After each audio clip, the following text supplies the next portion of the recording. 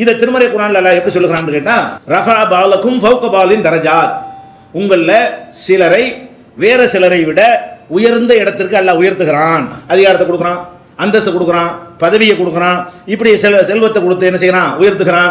கல்வியை கொடுத்து உயர்த்துகிறான், உடல் வலிமையை கொடுத்து உயர்த்துகிறான், புகழை கொடுத்து உயர்த்துகிறான். அப்ப அல்லாஹ் சிலரை விட சிலரை உயர்த்துகிறான். எதற்கு உயர்த்துகிறான் தெரியுமா? லி எபுலுவக்கும் ஃபீமா ஆத்தாக்கும், உங்களுக்கு தர்றான அதை சோதிக்கிறதுக்கு தான். அல்லாஹ் வறுமையை மட்டும் சோதனைன்னு சொல்லல, உங்களை வசத்துறான அது பரீட்சை. அந்த பரீட்சை தான் ஆபத்தான பரீட்சை, தெரிஞ்சுக்கிறீங்க. வறுமை பரீட்சை கொஞ்சம் சுமாரான கொஸ்டின் தான். வறுமைக்கு என்ன அதிகபட்சமா எல்லாம் நீ கொடுத்து சிம்பிளா முடிஞ்சு போச்சு. இந்த செல்வம் பரீட்சை இருந்துச்சுன்னு வைங்க, அது மனுஷன் கண்டிப்பா நரகப்படுகொலைக்கு தள்ளுற அளவுக்கு அது வேலை செய்யும். காசு ஏற ஏற ஏற மனுஷனுடைய தன்மை, குணம், அவனுடைய நற்பண்புகள் எல்லாமே கொஞ்சம் கொஞ்சமா அடிபட்டுக்கிட்டே வரும். அதுல ஜெயிக்கிறது ரொம்ப கஷ்டம். நம்ம என்ன நினைக்கிறேன், நமக்கு லைட்டான பரீட்சை எல்லாம் கொடுத்துட்டான், மற்றவங்களுக்கு பெரிய பரீட்சை அதுல தர்றது கஷ்டம், அதை தராத வரைக்கும் அல்ஹம்துலில்லாஹ் சொல்லிட்டு போயிருந்தோமே தவிர அப்படி நினைச்சு பாருங்க, குழப்பம் வருமா? இது 6வது அத்தியாயத்துல 165வது வசனத்தில் எல்லாம் சொல்லி காட்டுகிறான்.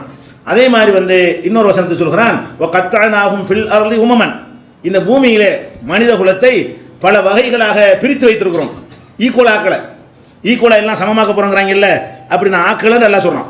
மின்ஹும் சாலிஹூன், அதுல நல்லவங்க இருக்கிறாங்க. ஒ மின்ஹும் தூனதாலிக்க, அது இல்லாம கெட்டவங்க இருக்கிறாங்க. இப்படி பலதரப்பட்ட வகையில் நம்ம நினைஞ்சிருக்கிறோம், பிரித்து வச்சிருக்கிறோம். ஒ பலவுனாகும் பில் ஹசனாத்தி ஒ செய்யாத்தி, நல்லவைகளை கொடுத்தும் சோதிப்போம், கெட்டவைகளை கொடுத்தும் சோதிப்போம். அல்லாஹ் என்ன சொல்லி காட்டுறான், இந்த துன்பங்கள் மாத்திரம் நமக்கு சோதனைன்னு கிடையாது, எல்லாமே சோதனை, நல்லதும் சோதனை கெட்டதும் சோதனை என்று 7வது அத்தியாயத்தில் 168வது வசனத்தில் எல்லாம் சொல்லி காட்டுகிறான். அப்ப துன்பத்தில் இருக்கிறவங்க இன்பத்தில் இருக்கிறவங்களை பார்த்து பொறாமப்படுறதுக்கு பதிலா இப்படி புரிஞ்சுக்கிறங்க, வேற பரீட்சை, வேற கொஸ்டின் பேப்பரு, அவரும் பரீட்சை எழுதுதான் ஆவனு, அவரும் ஜெயிச்சு தான் ஆவனு, திமுற ஆட்டம் போட்டாருன்னு சொன்னா நரகத்துக்கு போவாரு. நம்மளுக்கு ஈஸியா கொஞ்சம் ஃபேஸ் பண்ணி போடலாம்.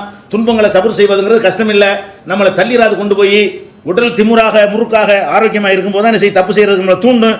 அந்த மாதிரி இல்லாமல் ஆக்கினவரை அல்ஹம்துலில்லாஹ்னு சொல்லி பாருங்க. அப்புறம் ஏன் மன அழுத்தம் வருது, குழப்பம் வருது, நமக்கு எல்லா துன்பங்களும் காத்து மாதிரி போயிடும். அப்படி எல்லாம் சொல்லி காட்டுகிறான் 768.